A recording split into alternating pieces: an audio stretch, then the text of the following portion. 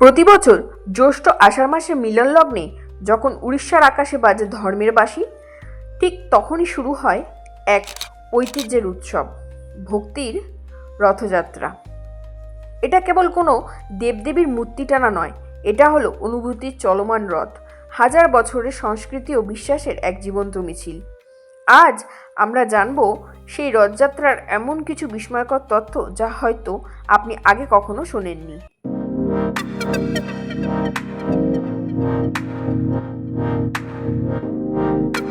রথযাত্রা শুধুমাত্র হিন্দু ধর্মের একটি উৎসব নয়, এটি বিশ্বের প্রাচীনতম এবং বৃহৎ চাকার উৎসব হিসাবেও বিবেচিত হয়। পুরীর রথযাত্রা হাজার বছরের বেশি পুরনো। প্রতি বছর লক্ষ লক্ষ ভক্তের আগমন হয় এই অনুষ্ঠানে।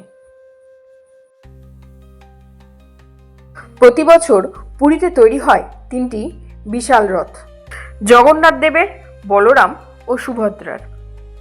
সুভদ্রা হলেন জগন্নাথ ও বলরামের ছোট বোন, যার নিজস্ব একটি রথ তৈরি হয় এবং এই বিশেষ দিনে তিনি ভাইদের সঙ্গে রথে করে যাত্রা করেন। এই রথগুলি প্রায় ৪৫ ফুট উঁচু হয় এবং সম্পূর্ণ কাঠের তৈরি হয়, তাতে কিন্তু একটিও প্রেরক ব্যবহার করা হয় না। তবে কি জানেন, স্নানযাত্রার মধ্যে দিয়েই রথযাত্রার সূচনা হয়। এই দিনে দেবতাদেরকে মন্দির থেকে বের করে এনে স্নান মণ্ডপে বসানো হয়, যেখানে দেবতাদের রাজস্বিকভাবে স্নান করানো হয় ১০৮টি জলঘর দিয়ে। এরপর তারা অসুস্থ হয়ে পড়েন, একে বলে অনশরাকাল। তখন দেবতারা মন্দিরে থাকেন না, তাদের রাখা হয় শ্রীমন্দির নামে একটি গোপন ঘরে। এরপর চলে আয়ুর্বেদিক চিকিৎসা। তারপরেই তারা সুস্থ হয়ে বেরিয়ে পড়েন রথে করে গুন্ডিচা মন্দিরে।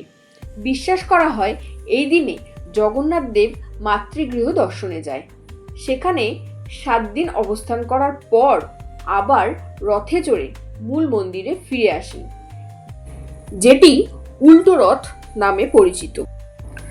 ভক্তেরা বিশ্বাস করেন রথযাত্রার দিন রথের দড়ি ধরে টানলে নাকি জীবনের পাপ মোচন হয়।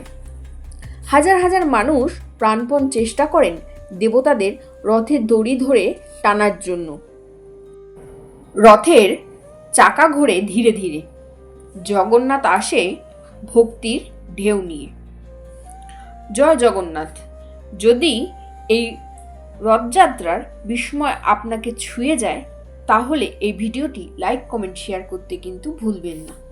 আবার দেখা হবে নতুন একটি ভিডিওর সাথে। তত সময় ভালো থাকুন, সুস্থ থাকুন। জয় জগন্নাথ।